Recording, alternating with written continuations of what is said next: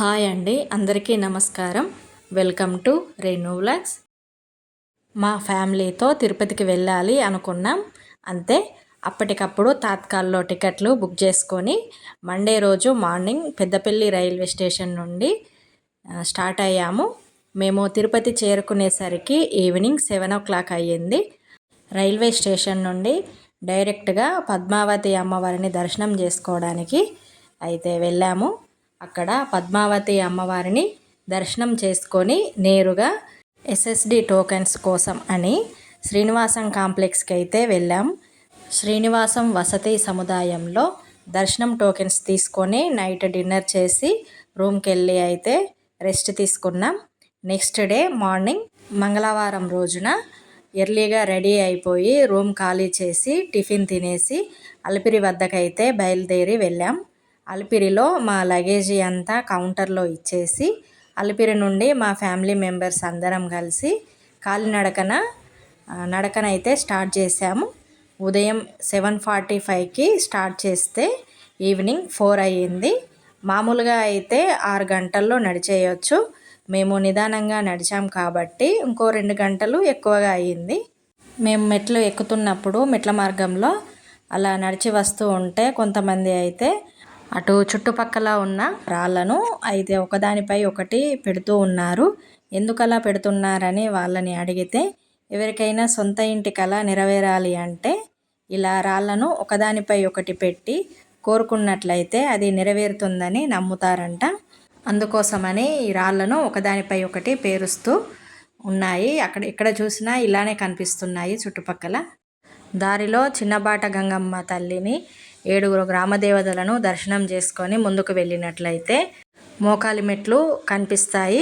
మోకాళ్ళ మెట్ల నుండి ముందుకు వెళ్ళినట్లయితే రోడ్డు కనిపిస్తుంది.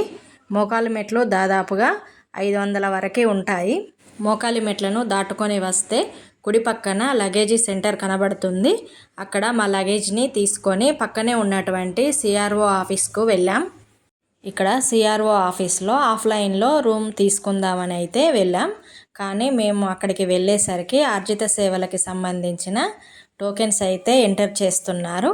మేము కూడా సుప్రభాతం సేవకి కోసమని మా ఆధార్లు కూడా ఎంటర్ చేయించాం.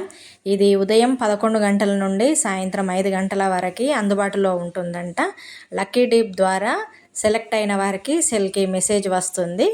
మన phone number, Aadhaar number enter చేయించాలి. ఆ తర్వాత స్వామివారికి తలనీలాలు సమర్పించి ఫ్రెష్ అయిపోయి టిఫిన్ చేసి స్వామివారి దర్శనానికి వెళ్ళాము.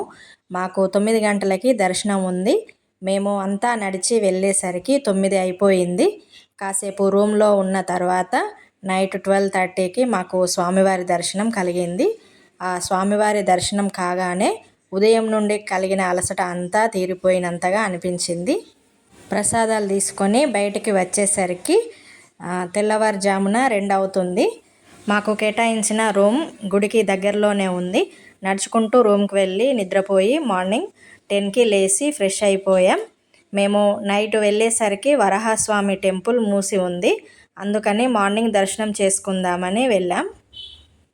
పుష్కరిణి పక్కనే ఉన్నటువంటి వరాహస్వామి వారిని దర్శనం చేసుకొని అక్కడి నుండి బేడి ఆంజనేయ స్వామి వారిని దర్శనం చేసుకుందామని ఈ ప్లేస్కి అయితే రావడం అయింది. ఎప్పుడు వచ్చినా ఈ ప్లేస్లో కాసేపు కూర్చోవాలనిపిస్తుంది. ఇక్కడ కూర్చుండి ఆ గోపురం వైపు చూస్తూ ఉంటే మనసుకు ఎంతో ప్రశాంతంగా అనిపిస్తుంది. శ్రీవారికి ఎదురుగా ఉన్నటువంటి బేడి ఆంజనేయ స్వామిని దర్శనం చేసుకొని అక్కడ ఉన్నటువంటి అఖిలాండం దగ్గర కొబ్బరికాయ కొట్టి కర్పూరం వెలిగించి ఆ దేవదేవునికి మనస్ఫూర్తిగా నమస్కారం చేసుకున్నాము. ఆ తర్వాత అక్కడి నుండి మాతృశ్రీ తరిగొండ వెంగమాంబ అన్నప్రసాద కేంద్రానికి అయితే వెళ్ళడం అయింది. అక్కడ భోజనం చేసాం. భోజనం చేసిన తర్వాత ఒక కారు రెంట్కు మాట్లాడుకొని అక్కడి నుండి శ్రీవారి పాదాలు చూడడానికి అయితే వెళ్ళాం. స్వామివారి పాదాలు దర్శనం చేసుకున్న తర్వాత అక్కడి నుండి జపాలి తీర్థానికైతే బయలుదేరాం. జపాలి గుడి దగ్గరకు ఎలాంటి వాహనాలు వెళ్ళవు. గుడికి ఒక 2 కిలోమీటర్ల దూరం నడవాలి. అలా నడుచుకుంటూ జపాలి హనుమాన్ దేవాలయం చేరుకున్నాం.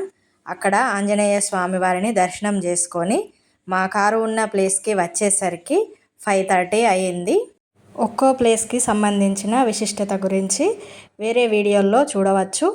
సాయంత్రం 5:30కి అక్కడి నుండి మా రూమ్కి అయితే వచ్చి మా లగేజీ అంతా సర్దుకొని రూమ్ చెక్అవుట్ చేసి బయటకు వచ్చేసాం.